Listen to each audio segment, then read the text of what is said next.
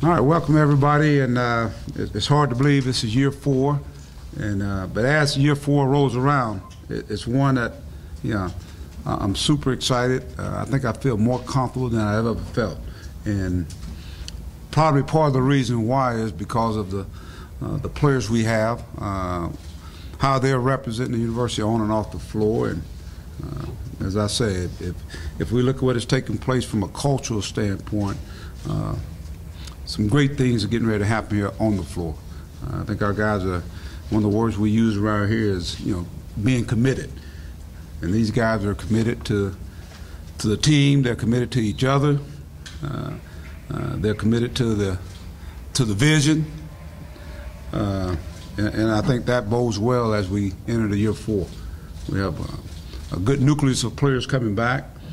Starting with the guy that led us in scoring, let's say Kai Madden. He led us in scoring and assists.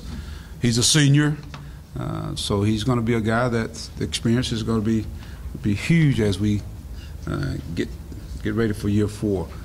Landis Harris, a 5th-year senior, a young man that I think will be more comfortable now. One of the things last year he was playing in a position behind Cody, and so now he has the opportunity to increase his production for our basketball team. I think he brings that toughness, and being a 5th-year guy, I think he's really, really hungry. Bobby Portis, you can't ask for a guy to really give as much as he's given to this basketball team, this basketball program. He's almost sometimes the face of our program when you look out there. He's a guy that's doing it on and off the floor, in the classroom, academic, all-conference in the academic setting. But then on that, he's second-team all-conference as a freshman. I told him, I didn't want the pressure on him. Go at your own pace. Well, his pace was second-team all-conference. Well, we've had a talk since then, so now I'm expecting it out of you this year. And but I think he's looking forward to the challenge of really stepping up his game and helping this team, have one of those special years. Moses Kinsley, we all know all he is lacking the experience, and he will gain some more of that this year. A guy with size, athletic ability, and that's the thing about this team. We can be as big as we want to, we can be as small as we want to, but we've got to show up. I think the rebounding discrepancies that we had in the previous year, and I just think when you have guys and they've been around and obviously they know each other and they know their shortcomings. They got a bad taste in their mouth coming off of the last game we had. We played California out in the NIT. I mean, we got to a tournament, but not the tournament we want. So this year is one of those where we're focusing on the task at hand, and that is getting better each and every day. You'll hear me say that. I won't talk about the teams that we're going to play and what we got to do to be in it at the end. We got to focus on what we control, and that is each and every day. Just try to get better. There's like I said, a good nucleus of guys coming back with the influx of new guys coming in. Jabril Durham, a guy who has played some college basketball, but hopefully will be of impact, in the guard department. Anton Beard, a young man that was one of the better guards in the country. He fits what we want to do, and he's having a pretty good preseason thus far. And so today, this morning we started at 6 o'clock, with the workouts, but today, this afternoon, and some of you guys get a chance to see it, it'll be a little different then because the tempo really picks up. We want to dive right into it. But we got some guys I expect better years out of.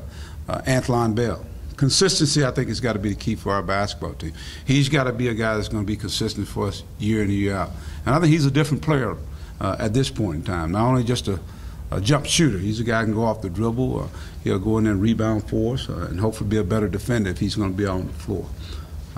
And I say, when I keep talking about names of guys, it shows the depth that we have. And that's going to be the strength of our team.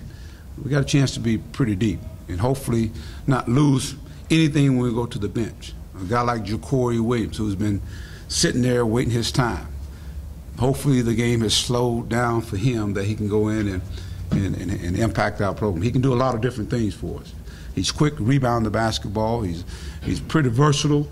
I think he can defend. Now he just got to hopefully slow down and let the game come to him as opposed to trying to go get it. Trey Thompson, we talked about him earlier. He's lost like 24 pounds. Looked like a different player than when he came in here. And just to have an opportunity to go against Moses, go against the big guys we have, Bobby, each and every day, I think that has really helped him speed up the process in terms of elevating his game to where he can be able to contribute, at this level. How much, I don't know. Nick Babb, a freshman, he's going to be a freshman that's going to be up and down, but he has a ton of ability, and we're seeing some shades of it each and every day. I mean, he does something that it kind of wows you a little bit, and so it's just a matter of being consistent. So as we get ready for year 4, some of the things that we talked about we've got to get better at, obviously, is I think finishing off games. Look back 2 years ago, Florida, they were in like maybe 8 or 9 games where they decided by 2 or 3 points, and they lost lost 6 of them. And then you flip it to the next year. They go undefeated in our league, and they had some games that were really nip and tough. So hopefully the experience of us being in a lot of close games, that's going to benefit us this year, and knowing who to go to when we need to make plays. But more importantly, I want us to really step it up and become a much better defensive team. We can score. We average almost 80 points a game, 86, 85 here at home. But now we've got to be able to defend, and the finishing part of defense is rebounding the basketball, help side defense. And so if you think some of the things we're going to be really concentrating on, those are some of the areas we're going to really concentrate on. Mike, we've heard a lot about the process. Anytime we've asked you about the NCAA tournament in the past, we hear about the process. Is it reasonable to expect this year from you and fans that this is our best team? This is our best team. So we aim to get better each and every day. We want to make it a very special year. We were plays away. I keep saying it. We were plays away. And so I think, as opposed to there being hope, I think people have seen the hope. And so our guys are focusing. My focus every year, I'm going to tell you, is to win a national championship. And you can't win that if you're not in it. So that tells you where I'm at. So, but the only thing that our guys are going to be able to control, and that's what I want them to understand, is what we do in that gym each and every day we go and work out. And then as the game comes on, we'll take them one game at a time. Coach, this is a 2-part question. Who has stepped up as the vocal leader in the team? Well, I think Bobby is one of those guys that have really started the talking, and that's I'm glad you mentioned that, because that's going to be a big concern is your leadership. The leadership of this basketball team. He will be that guy. I thought we saw last year Kiko was a captain, but he was one of those guys that were pretty instrumental. But I thought Cody was one of those guys that kind of demand guys' attention. I think Bobby, and Bobby's one of our better players, but he's one of the hardest working guys too. So it's easy for guys to follow a guy like that. But he's got to be more vocal. I thought last year he stepped aside because he was a freshman. But I think if it means a lot to you, then I think you'll step into that role. And I think we're going to have some other guys. I think I'm starting to see some signs where even Kai is kind of getting involved. So it may be a situation where we get some older guys by committee that they start saying and doing the right things. This question came from a fan in Central Arkansas, and they wanted to know, what will Lee Mayberry's role be in your staff? Well, first of all, Lee is a tremendous addition, to our program, and he. I remember years back, when those guys were here, and obviously he had an opportunity to go and play in the NBA. Didn't graduate, but I don't know many jobs can pay you $2-3 million a year that he had. And he's done well. He's raised his family. I mean, he's got 5 girls, not one boy. I hope y'all know that. Got 5 girls. I would like to have a little Mayberry, but Lee, he epitomizes what we're all about. And so he's coming back to finish up his degree. And what better position to have a guy that's these guys, our guys dream of having an opportunity to play at the next level. And so we've got a guy that's done it, one of their own. And so he can be there each and every day and impart on them what it takes, number one. And number two is, some guys have the vision that, it's just a process you can jump in there. It's not like that. Because not only did he play at the next level, he actually was a scout for the Golden State Warriors. I don't know if people realize that, for about 4 years. So he knows what it takes. And so, but having a guy that's played here and one of the best guards, that played here, I think it's a big-time plus for our basketball team, but more importantly for our guys, someone they can mentor. He can mentor them with those guys in terms of what it takes. And our guys are taking advantage of it. I think it's been a nice fit. It's kind of like a lot of things are really coming together. That being said, he obviously was one of the best point guards to ever play here. How can we help those young ones as they make the transition? Well, you get a chance to interact with them each and every day. I mean, they get a chance to come up and talk with them up in the office. They get a chance to, when they're out on the floor, he get a chance to visit with them after shooting. And just, to me, it's just the interaction, number one.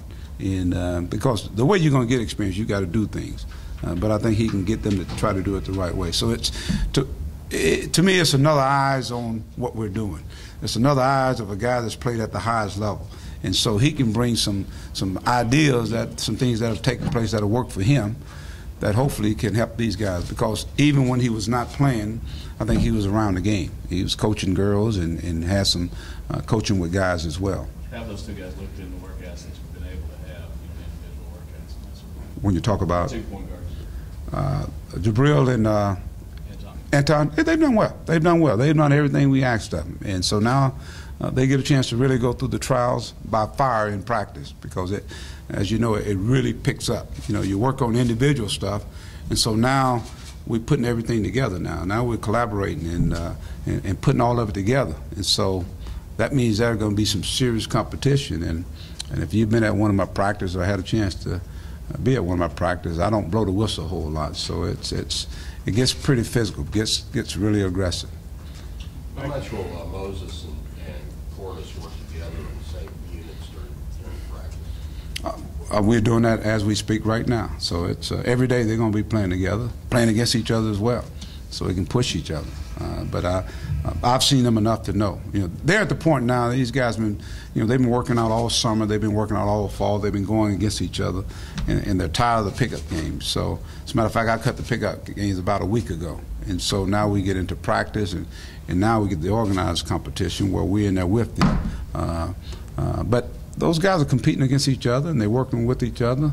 I think Moses is making Bobby a better player, and vice versa. But we got some other guys. Keaton Miles. Keaton Miles is a guy that we hopefully can give us what Cody gave us, a slashing forward that could do a lot of different things, block shots, rebound. He can really run the floor. Just fundamentally does a lot of good things fundamentally. So there's competition, with our basketball team. Ja'Cory Williams. I mean, in all the sprints and all the drills and all the things, he's a leading guy right now. I mean, he's probably in the best shape of his life.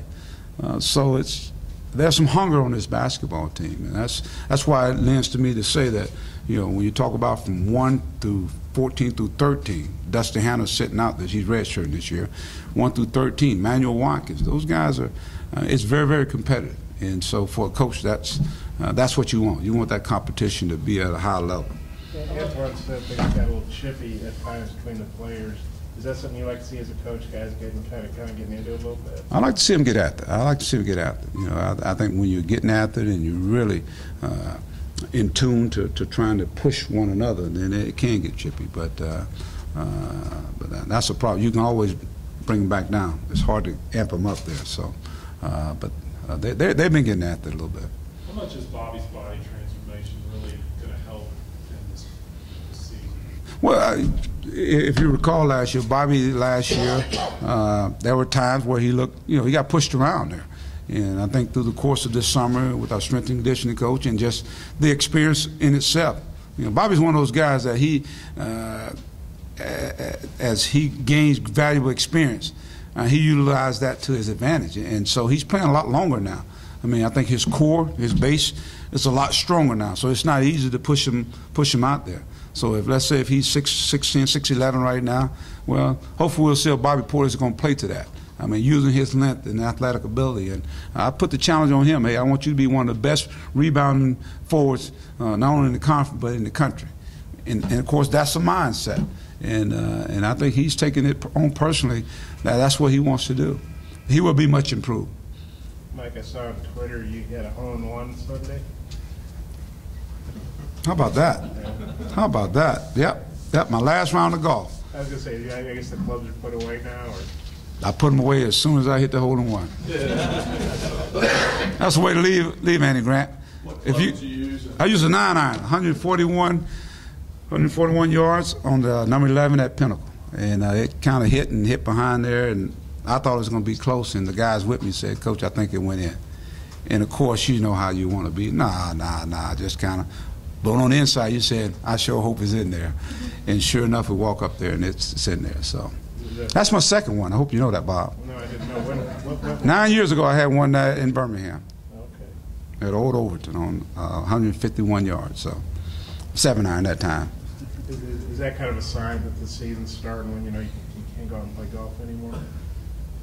Yeah. I tell you what happens is your body starts talking to you. You know, don't sleep at night and just kind of your mind is racing, and so it's been like that for about the last week. So it's that time of the year.